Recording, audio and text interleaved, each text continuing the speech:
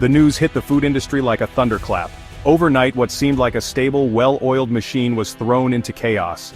The sense of security that had built up over years was shattered in an instant, leaving everyone from executives to factory workers reeling.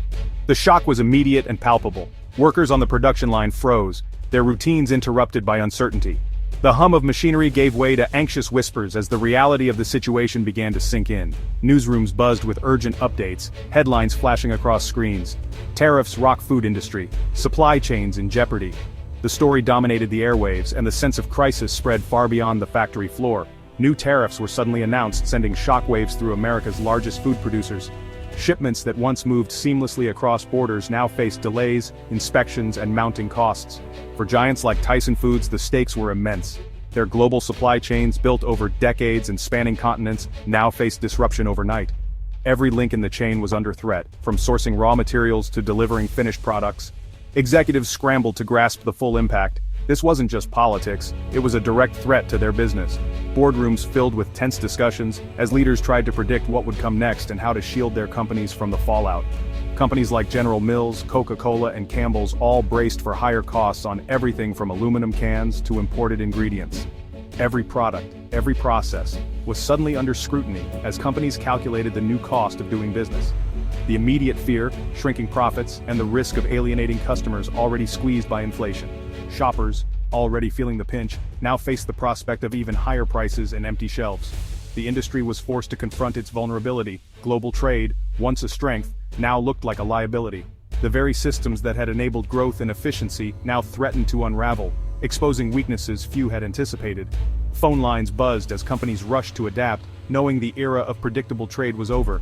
Teams worked around the clock, searching for alternative suppliers, renegotiating contracts, and trying to stay one step ahead of the crisis. The entire food sector, from farmers to truckers, was suddenly part of a high-stakes international drama. Every link in the chain, from the fields to the highways, felt the pressure as uncertainty rippled outward. The shock quickly turned to determination. Across the industry, teams rallied, determined to weather the storm. Innovation and resilience became the new watchwords as companies sought creative solutions to unprecedented challenges. Survival would depend on strategy, flexibility, and a clear-eyed view of new risks. Leaders knew that only those willing to adapt and rethink old assumptions would make it through this turbulent time. For Tyson and its peers, a new, more uncertain chapter had begun. The future was unclear, but one thing was certain: the food industry would never be the same again. So, what exactly are tariffs? Let's break it down in simple terms, because while the word might sound technical, tariffs affect all of us in ways we might not even realize. A tariff is basically a tax that governments place on goods coming in from other countries. When you see imported products on store shelves like French cheese or Italian pasta, a tariff can make those items cost more than similar products made locally. This extra cost is often passed on to you, the consumer, making foreign goods less competitive. The main goal of tariffs is to encourage people to buy products made in their own country, supporting local businesses and protecting jobs. By making imported goods pricier, tariffs give an advantage to domestic industries, helping them grow and compete. For big companies like Tyson Foods, tariffs can mean higher costs for essential materials they need to operate, like aluminum for packaging or animal feed for livestock.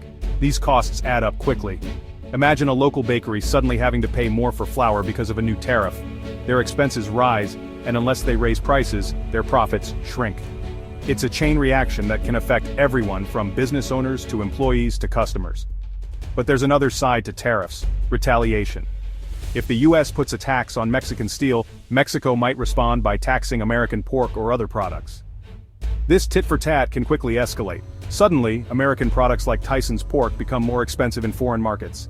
Shoppers abroad may switch to local or alternative brands, causing US companies to lose valuable customers. If access to major markets like Mexico, Canada, or China is lost, companies could see millions of dollars in sales disappear almost overnight. This can force them to cut back operations or even lay off workers.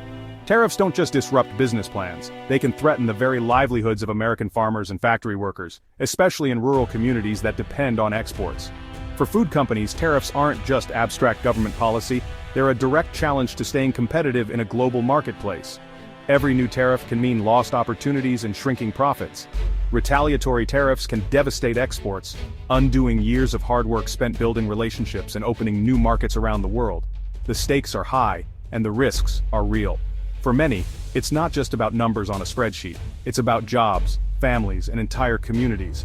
That's why the food industry and really the whole economy watches every trade move so closely. Tariffs may seem distant, but their impact is felt everywhere, from the farm to your dinner table. When tariff threats loomed on the horizon, Tyson Foods didn't panic. They prepared. Instead of reacting with fear or uncertainty, the company took a proactive approach, determined to weather whatever challenges might come their way. CEO Donnie King and his leadership team immediately got to work, carefully assessing which of their products were most vulnerable to new tariffs. They paid special attention to exports like pork and chicken, which made up a significant portion of their international business and were likely to be targeted. They understood that retaliatory tariffs could strike at the heart of their key markets, potentially disrupting established trade routes and customer relationships. To stay ahead, they knew they needed robust backup plans to keep their business moving forward. Tyson's public message was calm and confident. They assured investors and the public that trade risks had already been factored into their financial forecasts. This transparency helped maintain trust during uncertain times. But behind the scenes, the company's teams were hard at work, building detailed contingency plans for every scenario. From blocked shipments to sudden price hikes on exports, they left nothing to chance. The primary goal was clear: keep meat moving through the supply chain, ensuring products didn't pile up in warehouses or go to waste. Every link in the chain had to be ready to adapt. Logistics and sales teams worked together, mapping out alternative buyers and new markets. They were ready to pivot quickly, finding new opportunities if existing routes were suddenly closed. This level of readiness was crucial. It acted as both a financial and operational shield, protecting Tyson from sudden shocks and market volatility. Tyson made it clear to everyone: they hoped for smooth trade relations, but they weren't betting their future on hope alone. Their message was one of resilience and realism. Strategic foresight became their competitive edge, allowing them to anticipate problems before they arose and respond with confidence. By preparing for the worst-case scenarios, Tyson could absorb shocks without resorting to drastic or reactionary moves. Their operations continued smoothly, even as uncertainty swirled around them. The message to the market was unmistakable. Tyson was ready for the storm, signaling strength and stability to investors and partners alike. Preparation was their key to navigating the trade war's turbulent waters. By staying vigilant and adaptable, Tyson Foods positioned itself not just to survive, but to thrive, no matter how rough the seas became. With key markets threatened, Tyson Foods played global chess. Their strategy, if one market closed, reroute products to another, fast. This required immense logistical coordination across continents and regulations. Tyson's vast network allowed them to shift perishable goods quickly, minimizing losses. CEO Donnie King stressed adaptability. Short-term disruptions were inevitable, but flexibility was their strength. Sales teams aggressively pursued new buyers in Southeast Asia, Africa, and South America. Diversifying customers made Tyson less reliant on any single country. This wasn't just survival, it was building resilience for the future. If China imposed tariffs, Tyson could boost sales to Japan or South Korea. Dynamic rerouting kept products moving and revenue flowing. Flexibility became Tyson's crucial defense in a shifting global landscape. As Tyson Foods shielded its profits, consumers faced a new worry: higher grocery bills. Tyson said its own meat prices might not rise much, but warned that imported produce could get pricier. Avocados and tomatoes, staples from Mexico, could see costs soar if tariffs hit. That extra cost would land on shoppers, making guacamole a luxury. Tariffs don't hit all products equally. Some items get much more expensive. Food companies hesitated to raise prices, fearing shoppers would switch to cheaper brands. Instead, they offered more promotions and even considered changing packaging to cut costs. The balancing act: absorb costs internally, raise prices only as a last resort. For families, the impact would be a slow, steady creep in prices for certain imports. The weekly grocery run would quietly get more expensive. Tariffs' effects trickle down, felt most at the checkout line. US tariffs didn't happen in a vacuum. Other countries were quick to retaliate. China, Mexico, and Canada prepared their own lists of American goods to tax, escalating the trade war. Tyson's top exports, pork, beef, soybeans, became prime targets. If China taxed American pork, buyers would turn to other countries, leaving Tyson with surplus and lost sales. The risk years of market building erased overnight. Beyond tariffs, consumer boycotts in other countries threatened American brands' reputations. A boycott driven by emotion could be even more damaging than tariffs. Trade and diplomacy became intertwined, tariffs used as leverage in broader negotiations. The fate of billions in trade could shift with political developments.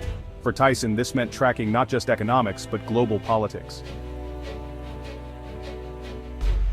Tyson Foods operated like a corporate war room, planning for every scenario. Analysts ran models and simulations, building contingency plans for each possible trade outcome. If Mexico imposed a tariff, Tyson had a plan to redirect shipments and adjust pricing. Rapid decision-making became possible with pre-approved strategies. The entire food industry followed suit, strengthening supply chains and diversifying suppliers. The goal: resilience, businesses that could withstand shocks from any direction. Tyson focused on what it could control: inventory, logistics, customer relationships, and costs. By fortifying these areas, they built a stronger, more flexible company. The war room mentality wasn't just about survival, it was about gaining a strategic edge. Tyson aimed to thrive, no matter how unpredictable the world became. Amid tariff turmoil, Tyson doubled down on its strengths. The focus shifted to branded, value-added products, pre-marinated meats and ready-to-eat meals with higher profit margins. This made Tyson less vulnerable to raw commodity price swings. The food service division rebounded, supplying restaurants and institutions as demand surged. This stable revenue balanced out risks in international retail. Strong partnerships with major restaurant brands became a financial pillar. Tyson's fundamentals shone through.